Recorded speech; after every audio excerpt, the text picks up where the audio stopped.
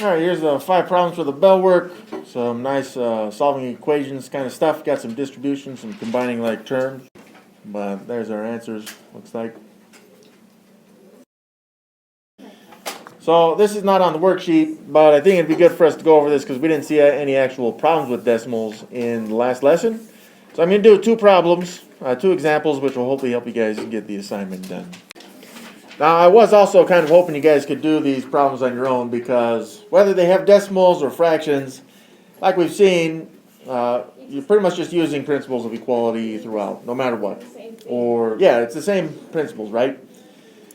Or even the process is still the same. Like this one, you'd say, is there any distribution? No. But there is combining some like terms, which we see between the 1 and the 5.4 right there, which would combine to be 6.4. So we rewrite the full expression, or the full equation now. So this is what we end up with right here. And now that we've simplified both sides of the equation, we just got to look to put the x's on one side and the numbers on the other side, or the constants. All right, so I'd say I got my x on the left, and then negative 17.6, I would want to zero that out. So I'd say add 17.6 to both sides. And remember to combine this with some kind of like term. Now, I can do the second step as well in this step by saying, well, that negative 1.7x is on the wrong side of the equals. So I'm going to zero it out as well by adding 1.7x, again, to both sides. So that zeroes that out just like we wanted, and not the 6.4, but the negative 1.7x. That zeroes out. So what are we left with? I got, in my calculator, I'm just typing in negative 6.5 plus 1.7, and that gives me negative 4.8. That's how many x's I have. This will equal, that's 6.4 minus 17.6. Alright, so fixing that, yeah, it's supposed to be plus 17.6. So 6.4 plus 17.6, boom, 24. Well, 24 even. And now I will divide both sides by the coefficient, negative 4.8. And that's a 1x, phantom 1x. X now equals 24 divided by negative 4.8, which equals negative 5. Oh, that's pretty good. Now again, that was a lot of work, but I'm just going to check real quick to make sure that x equals negative 5 is the actual solution, so it needs to make the original equation a true statement. Alright, so I got, I just used my calculator, negative 17.6 minus 6.5, but instead of x, I'm going to multiply this by negative 5, and my calculator gives me 14.9. That's the left side of the equal sign. So the right side, when I plug it in, it should give me the same answer. 1 minus 1.7 times x, but now x again is negative 5. Plus 5.4, and when I push enter, hopefully I'll get 14.9er. Boom, I do. And since I do, it shows that the left side equals the right side of the equal sign, which makes it a true statement. Therefore, x equals negative 5 is the actual solution. But we saw something like this as well. And yeah, we can just, this one does have distribution, no problem. Because distribution is just simple multiplication on this. Okay, so I'd say, well, 9.3, that's positive because it's got the plus sign to the left. 9.3 times x would be 9.3 x's. But then we got 9.3 times negative 3.4. And yes, it's negative because it's a minus 3.4 there, which makes it negative 31.62. Now that takes care of that distribution, but we got the 2.3 as well. 2.3 times x, just 2.3x. But also 2.3 times, again, negative 6.4.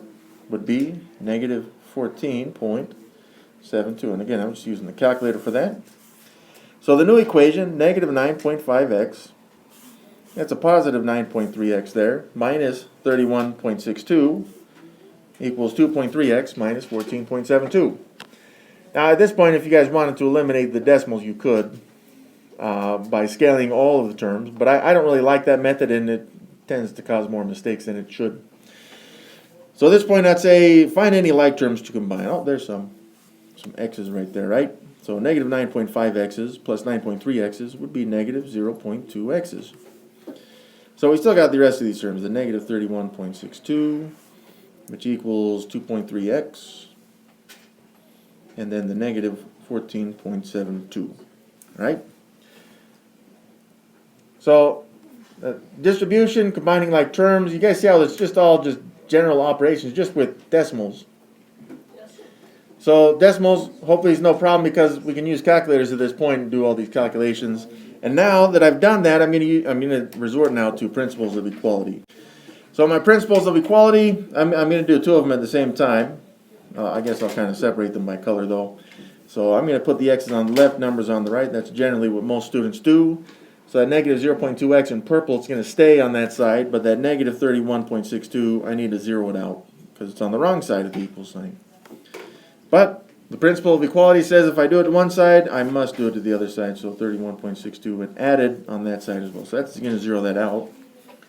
I got negative 14.72 plus 31.62. I think I typed that in right. That's positive 16.9er. Then we got the other stuff, right? The x's. That 2.3x in red it needs to be zero out because it's on the number side of things. So minus 2.3x. But again, if I do it to one side, I must do it to the other side as well. So minus 2.3x's. That's going to give me negative 2.5x's, which now equals is positive 16.9er. Well, now that I have this as a one-step equation, I'm just going to divide both sides by the coefficient, negative 2.5 again. Principle of equality, if you do it to one side, you must do it to the other side. It's a phantom 1x. X equals 16.9 divided by negative 2.5, and I get negative 6.76, which isn't very pretty, but it still works. All right? So I got negative 6.76. I'm just going to try it in the calculator, and I'm going to put parentheses and everything. You guys see those buttons above the 8 and 9? That's the parentheses buttons. Negative 9.5x, but x now is negative 6.76, plus 9.3 parentheses x, but x is now negative 6.76, minus 3.4, close parentheses equals, I get negative 30.268. So I'm going to try the other side and see if that works. 2.3 parentheses x, but again, x is now negative 6.76 minus 6.4, close parentheses, boom, same answer, negative 30.268. So now I know for sure that x equals negative 6.76 is the solution. So here's our objective now for this lesson. I can solve literal equations and proportions. I can manipulate equations for a specific variable. It's saying the same thing just in two different ways, and whichever way clicks for you the best, then think about it that way, but copy both of them down just in case. All right, 1 minute, go. So literal equations is when you almost have, well, you can have numbers. It's just, generally speaking, there's lots of letters in these ones, all right? Now, all this is really trying to get to, and the objective here, is that you can use the principles of equality not only with numbers like we've seen, but also letters like we've seen. It's just that there's lots of them, okay? So like in the past, just like we saw with those decimal ones, right? You saw something like maybe x equals 4, all right? And I was like, hey, that was pretty good.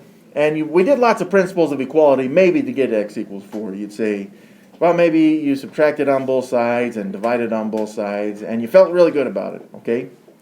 Sometimes there's distribution or combining like terms, but that's what you use to get to this.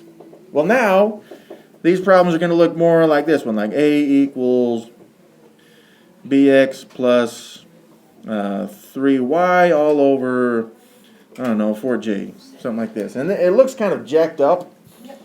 Well, a lot of math looks jacked up, but this is one that kind of takes the cake, you know what I'm saying? It's like, that makes our brains kind of think, well, it kind of tortures the brain. It's like, I just wanted it to be a number, like x equals 4, and now we're saying, nope, it needs to look like an expression. So, again, all we're going to do is use principles of equality to make it like this. And, you know, maybe sometimes there's like parentheses right here. It doesn't really matter. It's just, you're going to see these literal equations equal now an expression, not just an individual number. But we can perform principles of equality on letters just like we can with numbers. So this first example that we do, I'm going to kind of show it. Well, I forget what it is. Let's see what it is first. All right, Frank knows that D equals RT. That's distance equals rate times time is an equation that gives the distance. When the rate and time are known, he rode his bike for 1.5 hours, and his bike computer told him he was going 15.7 miles per hour. Multiplying the rate by the time tells him he went a total of 23.55 miles. Well, Frank knows that his favorite shaved ice stand is 18 miles away, and wonders how long it would take him to get there on his bike if he went the same rate. Use mathematical properties to rewrite the distance equation to solve for time instead of distance. We're going to do both. I'm going to not only rewrite the equation to solve for time instead of distance. But then we're going to figure out how much time it would have taken Frank to get to his favorite shave ice stand. So, remember, we should be able to use principles of equality on an equation that has no numbers, such as this. Of course, we're going to replace the letters with numbers here in a second, but I should be able to manipulate this. And this goes back several lessons where we said, look, you got to be able to know that math is kind of, you're doing to this stuff whatever you need to do. You're going to make it look different, but it's not going to change its value. So on this one, I'd say, look, the principle of equality on this one, because what I really would like is just t equals something. T, that's time. But I don't want that r as the coefficient of t. Well, what do we do with coefficients to kind of cancel them out? You make them phantom ones. So you divide a coefficient by itself, which makes it a phantom 1, 1t in this case, but I make it a phantom 1. And the time is the same as the distance divided by the rate. And that will give you the time. So for Frank's example, we're going to use this formula, time equals the distance divided by the rate. Again, I'm stressing this. You guys should notice that I divided r on both sides, right? That's the principle of equality. You got to divide on, if you divide on one side, you got to divide on the other side. Well, for Frank, it says that his favorite shave ice stand is 18 miles away, right? So I say, well, the distance, that's distance, because the units definitely is in the distance, miles. So it's 18 miles. And it said his rate, he's going 15.7 miles per hour, right there. So I changed the rate into 15.7. And this is just something I plug into my calculator to figure out how much time it's going to take old Frank. So 18 over 15.7, boom. Oh, it's a pretty ugly number right there. Let's see if you could. Yeah, the calculator will change it to a fraction. I'm okay with keeping this as a decimal just because we're looking at time. I'm going to round this to the nearest, well, this is in hours. I'll round it to the nearest hundredth. So I got 1.146, so I'm going to make it 1.15. And again, that's in hours right there. So it's going to take old Frank 1.15 hours to get to his favorite shave ice stand. Now, something else we notice on this is he's going 15.7 miles per hour. It's 18 miles away, so it makes sense that it would take him just over an hour to get to his favorite shave ice stand. All right, number 2, the next day Frank wants to go back to his favorite shaved ice stand to try their new flavor, Tiger's Blood Lychee.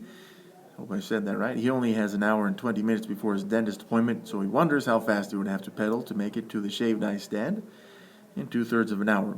Use mathematical properties to rewrite distance equation, solving for rate instead of distance. Well, remember it's d equals, and that's distance equals the rate times the time.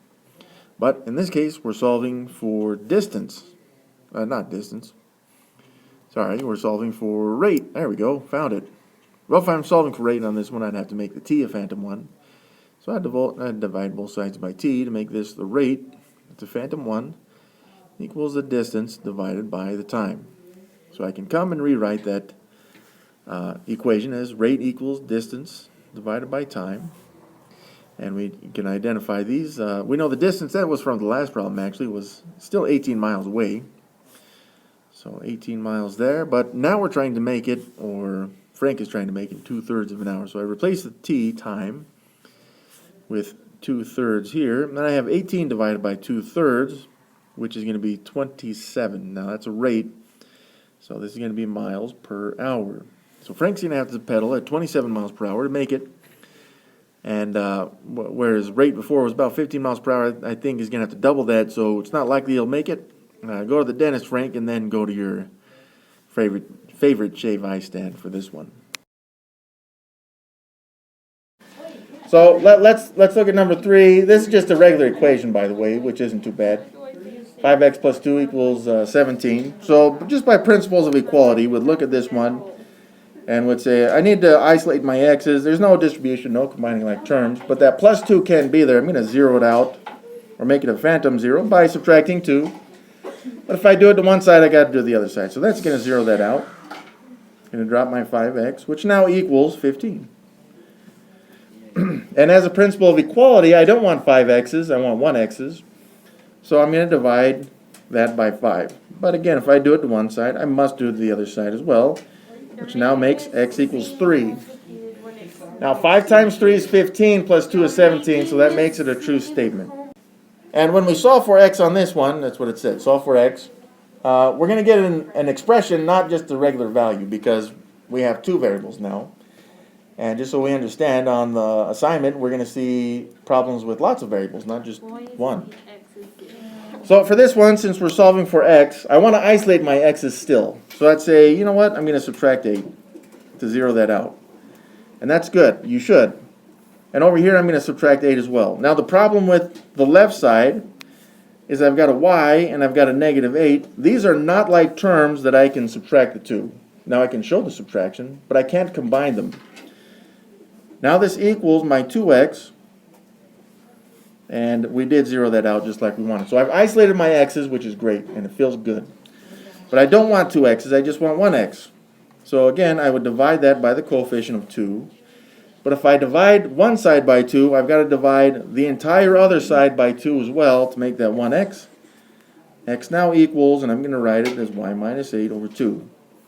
Now there's another way to write this, but this is pretty much the most simple way to write it, so I'm just going to keep it like this. And this would be the final answer for this one. We've solved for x. And again, it's kind of like the d equals rate times time formula.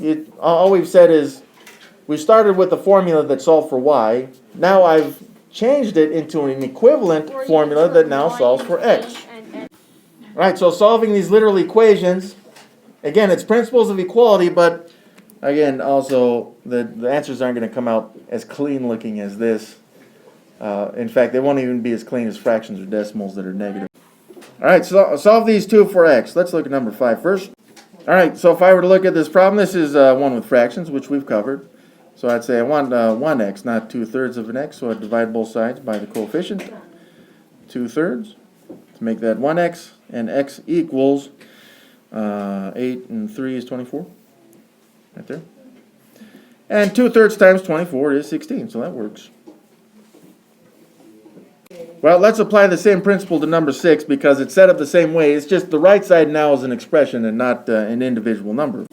All right, so this number 6 is going to work exactly the same way. Let's see both of them at the same time. And so 2/3 x, I would say, I don't want that because we are solving for x, by the way. So I divide that by 2/3. And then over here, I'm also going to divide that 16 plus y by 2/3. Now that makes it a 1x, which is great. That's what we want. However, that 16 plus y, I'm going to keep it as is for now. Particularly because we don't actually divide fractions. We usually multiply them, right? So if I change this operation of multiplication, then I've got to flip the fraction now into 3 halves. And this is important now because I can't keep it like this because, well, if there's distribution that we can do, then we probably should do it. So I am going to distribute this 3 halves into it. 3 halves times 16 is 24, just like we got on that last problem. And 3 halves times y is positive 3 halves y. And this all equals x. Boom. So we changed the formula to solve for x now instead of, well, I guess it wasn't solving for y directly before, but now it solves directly for x. Number 7 and 8, we see these are both the same equation, but they're going to come out different because one says solve for x and the other one says solve for y. Now, this skill is very, very useful, specifically when equations take this format. This is called standard form for linear equations. And we're going to see this a lot in the next section, not section, but unit, maybe. So, this first one says, hey, we're going to solve for x. No problem, man. We can solve for x on this one. So to isolate the x's, I'd say that plus 2y, I got to zero it out because it's on the x side of things. So I'm going to subtract 2y from both sides. And I'm writing the minus 2y next to the 17, not under it, to show that I can't combine those. So that's going to zero that out just like we want. I'm going to drop the 5x, which now equals 17 minus 2y. But again, I don't want 5x's, I want 1x, so I divide this side by 5, divide the other side by 5, boom, 1x, x equals 17 minus 2y all over 5. Now what this means is that in that original equation, even though it does has infinite solutions, if they gave you a y value, you could use this formula to solve directly for the x value that corresponds with it. Now the other answer for this one is where you split this up, and this goes back to kind of elementary school with the common denominator thing. If you got common denominators, you can combine it into one fraction. If you wanted to split this up into two fractions, you could, 17 fifths minus 2 fifths y. But I definitely would not use the decimals on this, because a lot of the decimals they tend to use look really ugly, and fifths aren't too bad, but some decimals, it's like, do I have to really look at this thing?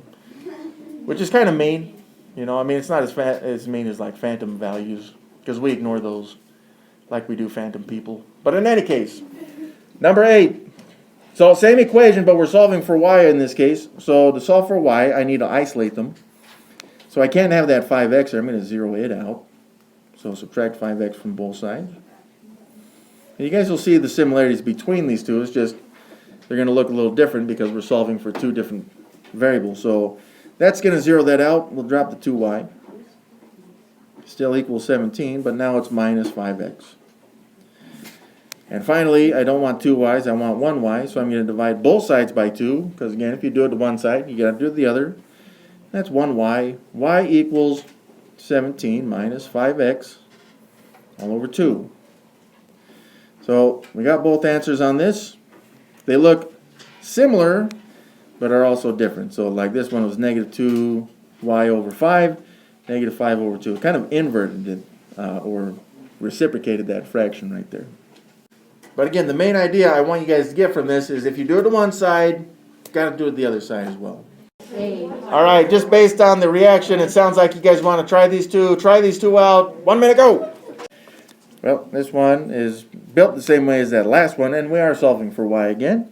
So I'm going to isolate my y's by subtracting 3x from both sides. So that's going to zero that out. I'll drop my 2y equals 12, but now minus 3x.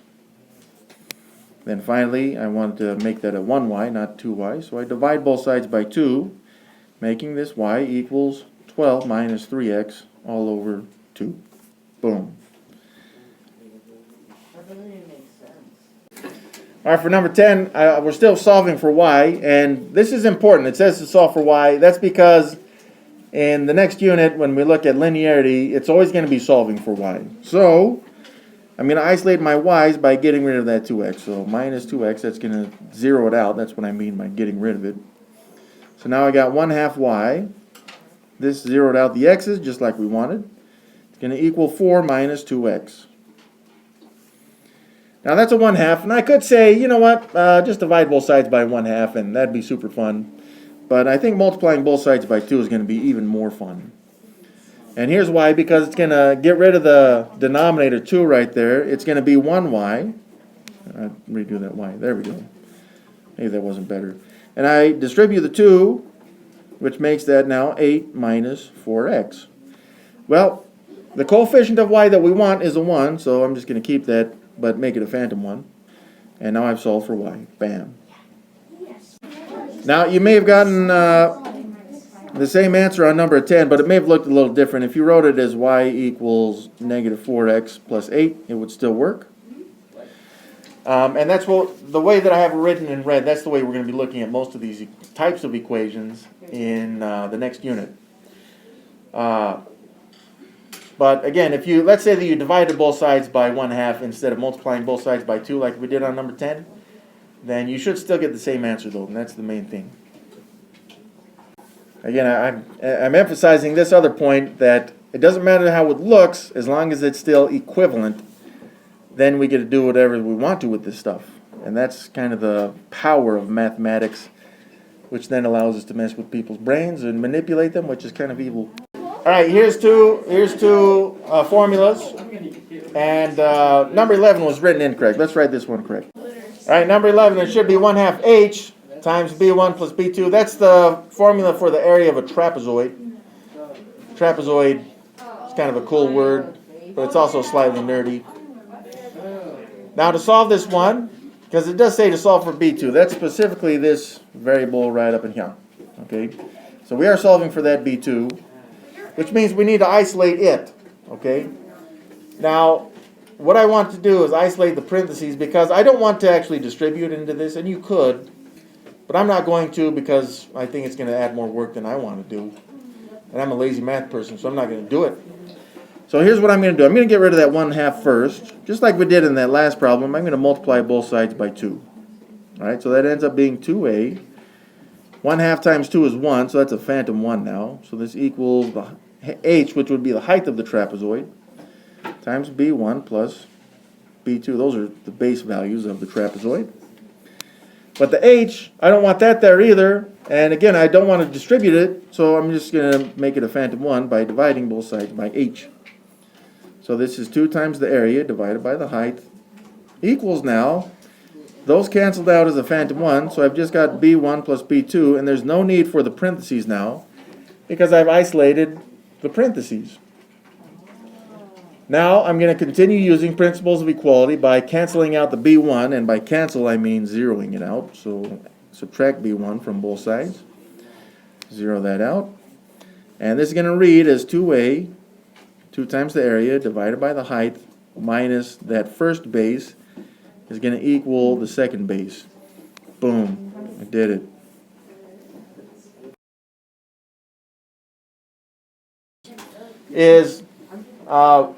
When you guys look at parentheses like this, it is possible to get rid of the distribution before the distribution by essentially dividing both sides of the equation by whatever you're distributing into the parentheses, just like we did.